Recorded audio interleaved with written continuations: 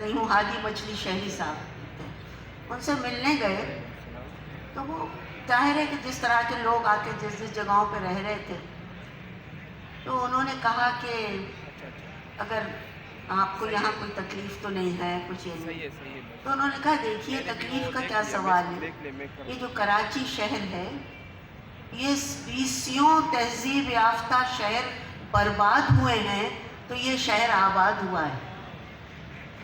تو اس کے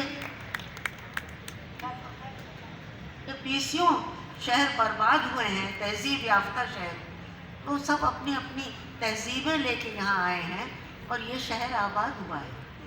تو یہ جو ہم، جیسے انور نے یہ بات کہی کہ ہم اردو کی بات کرتے ہیں، کہ میں کہتی ہوں اس موجودہ دور میں گزشتہ 10-15 سال 20 سال میں سب سے زیادہ ریسسٹ جو محاورہ یا جملہ ایجاد ہوا وہ اردو اسپیکنگ ہے. یعنی یہ بہت ہی غلط بات ہے اور ہم اس کو مستقل استعمال کرتے آ رہے ہیں. کراچی شہر میں بہت اچھے اچھے لوگ ہم نے دیکھے، ان کی شفقت ملی، ان سے محبت ملی اور ان سے ہم نے بہت کچھ سیکھا. سوچتی ہوں تو ایک لمبی سی لائن نظر آتی ہے، بہت بڑا مجمع ہے، طرح طرح کے لوگ ہیں. آخر میں تو جوش صاحب بھی یہاں آ گئے تھے. تو مجھے یاد ہے کہ جب ہم کراچی میں آئے تو ہمیں ایک ایسے گھر میں رہنا پڑا جس میں کہ پوری طرح دروازے ابھی کواڑ وغیرہ نہیں لگے تھے. تو ہمارے ایک اور عزیز تھے، ان کے پاس اچھا گھر تھا. تو انہوں نے ہماری ماں سے کہا کہ یہ بغیر دروازوں کے گھر میں آپ لڑکیوں کے ساتھ کیسے رہیں گی؟ انہوں نے کہا بھائی یہ پاکستان ہے، یہاں کس کی مجال ہے کہ کسی کی طرف آپ اٹھا کے دیکھے تو سر توڑ کے رکھ دیں گے. تو اس وقت ہمت اور جسارت کا یہ عالم تھا کہ سب اپنی جگہ خوش ہیں، سب اپنی اپنی جگہ. اور سب سے بڑی یہ چیز تھی کہ آج جو کچھ بھی ہے کل بہت اچھا ہے، کل بہت اچھا ہوگا. اب آپ اس محلے کو سوچئے جس کا نام پیر الہی بخش کالونی تھا. میں تو یہ کہتی ہوں کہ وہ اپنے زمانے وہ لندن کا چیلسی کی طرح تھا. کیسے کیسے لوگ وہاں موجود تھے. اب نام لینے بیٹھوں بہت سے یاد نہیں آئیں گے. عسکری صاحب وہاں رہتے تھے، ممتاز حسین صاحب وہاں رہتے تھے، شاہد احمد دہلوی وہاں رہتے تھے، جمیل جالبی وہاں رہتے تھے، یوسفی صاحب وہاں رہتے تھے، شاکر علی صاحب وہاں رہتے تھے.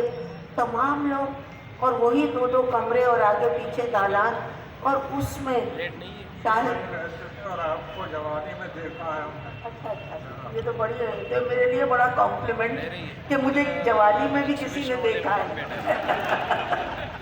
تو یہ ہے کہ ہم لوگ، میں اس وقت مطلب یہ کہ وہ ایک محلہ ایسا تھا کہ اس میں یہ سب کے سب جمع ہو گئے تھے. اب آپ بتائیے کہ اس محلے کی تہذیب، اس کی زرخیزی کا کیا عالم ہوگا کہ جہاں یہ سب لوگ جمع ہیں. اور شاہد احمد دہلوی صاحب اسی زمانے میں اسی گھر میں اپنا رسالہ بھی نکال رہے ہیں، جالبی صاحب نیا دور نکال رہے ہیں. یعنی یہ ان کی انتھک ایک لگن، محنت اور ایک ذوق، یہ تمام لوگوں میں یکساں طور پہ نمایاں تھا. مشاعرے، مجھے یاد ہے کہ اب اس وقت یہ کہنا برا لگتا ہے کہ میں اس وقت اسکول میں پڑھتی تھی یا اس وقت میں چھوٹی تھی، کیونکہ اس عمر میں اپنی عمر کا تذکرہ اور خاص طور سے نوعمری کا تذکرہ تو بالکل زیب نہیں دیتا. ایک عظیم الڈان مشاعرہ ہوا کرتا تھا. ڈان کا مشاعرہ پورے پاکستان میں مشہور ہوتا تھا اور اس میں سب لوگ آتے تھے، ہندوستان سے سب آتے تھے. جوش صاحب، جگر صاحب، اور ایک مرتبہ تو نیاز فتح پوری بھی آئے اور ہندوستان کے سارے شاعر آتے تھے. اور یقین مانیے اسی طرح کا ہزاروں کا مجمع ہوتا تھا. مشاعرے کی تہذیب، ابھی ہم نے تھوڑے دن پہلے ایک فیسٹیول ادب کا ہوا تھا، تو اس میں ہم نے مشاعرے کی تاریخ پہ اور تہذیب پہ بات کی تھی کہ مشاعرہ کتنی اہم چیز تھی ہماری تہذیب میں اور کس انداز کا مشاعرہ ہوتا تھا. اسی طرح سے لاہور کے بڑے خوبصورت خوبصورت مشاعرے ہوئے ہیں. مشاعرے کی سب سے بڑی خوبی یہ ہوتی تھی کہ جب آپ مشاعرہ ختم ہوتا تھا اور اپنے گھر جاتے تھے تو آپ کے دامن میں کم از کم 6-7 اشعار کا خزانہ ہوتا تھا اور وہ آپ کو یاد ہو جاتے تھے. داد کا اپنا طریقہ تھا، بے داد کا اپنا طریقہ تھا. لوگ کہتے ہیں اب وہ بات نہیں رہی. وہ بات کیسے رہے گی؟ زمانہ بدلتا ہے، بدلنے کے ساتھ ساتھ ادب بھی بدل جاتا ہے، افکار بھی بدل جاتی ہیں، نئے لوگ آتے ہیں وہ بھی چلے جاتے ہیں. یہ آپک جاوت کی ایک مسلسل کوشش یا ایک ایک جاری رہتا ہے. لیکن مجھے تو جو زمانہ یاد ہے وہ بڑا اچھا زمانہ یاد ہے، بہت اچھا. جگر صاحب ہر سال آتے تھے، ہر سال، اور وہ ایک خاص جگہ ٹھہرتے تھے. ان کے ایک دوست تھے استفاق خان صاحب، وہاں ٹھہرتے تھے. وہاں سب لوگ ان سے ملنے کے لیے جاتے تھے. جوش صاحب آتے تھے، فراق صاحب آئے ہیں یہاں. فراق صاحب 2 دفعہ آئے ہیں، ایک دفعہ مشاعرے میں آئے اور ایک دفعہ لاہور آئے. جب وہ لاہور آئے تو یہ بڑا اچھا قصہ ہے کہ ان بھول گئے کہ ان کا ویزا ختم ہو گیا. اب جب دیکھا تو لوگوں نے کہا آپ کو تو گرفتار کر لیا جائے گا. انہوں نے کہا بھائی اب کیا کریں؟ تو ایک صاحب نے، ہمارے میاں کے دوست تھے، تو وہ ان کو لے کے گئے پولیس کے تھانے لے گئے اور وہاں جا کے کہا کہ کوئی بات نہیں، آپ ایک درخواست لکھ دیجیے. تو فراق صاحب نے کہا کہ میں نے تو کبھی درخواست لکھی ہی نہیں، تو میں کیا لکھوں، کیسے لکھوں؟ تو وہاں جو انسپیکٹر تھا اس نے کہا حضور آپ جو لکھ دیں گے وہ ادب ہوگا. آپ بھول جائیے کہ آپ کو درخواست لکھنا نہیں آتی، آپ جو بھی لکھ دیں گے اس کا شمار ادب میں ہو. تو دیکھیے ایک تھانے دار یا انسپیکٹر کا یہ جواب اس وقت کی تہذیب کی عکاسی کرتا ہے. دیکھیے میں نے تو بہت جلدی مشاعرے پڑھنا شروع کیے تھے، لیکن میری برادری سے جو تہذیب اور محبت مجھے ملی اس میں کہیں کوئی شکایت ہے ہی نہیں، کوئی شکایت نہیں. حالانکہ میرے خاندان والے یہ سمجھتے تھے بس شاعروں میں جا رہی ہے، شاعروں میں جا رہی ہے. شاعر کا تصور ہی عجیب تھا. یہ تصور تھا کہ سب کے سب بہت شراب پیتے ہیں اور اس کے بعد سب نالیوں میں گر جاتے ہیں. تو مگر یہ تصور غلط تھا.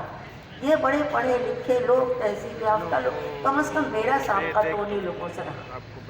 میں نے مشاعرے بھی بہت پڑھے، تہذیب کو بدلتے، سنبھلتے، بگڑتے بھی دیکھا ہے. اب دیکھتی ہوں، فیسٹیولز پر جاتی ہوں، بات کرتی ہوں. میں نے دیکھا کہ ہمارا نوجوان طبقہ بہت خوشی ہوتی ہے کہ وہ پرانی باتیں جاننا چاہتا ہے، پوچھنا چاہتا ہے کہ ہمیں کچھ اور بتلائیے، ہمیں کچھ اور بتلائیے.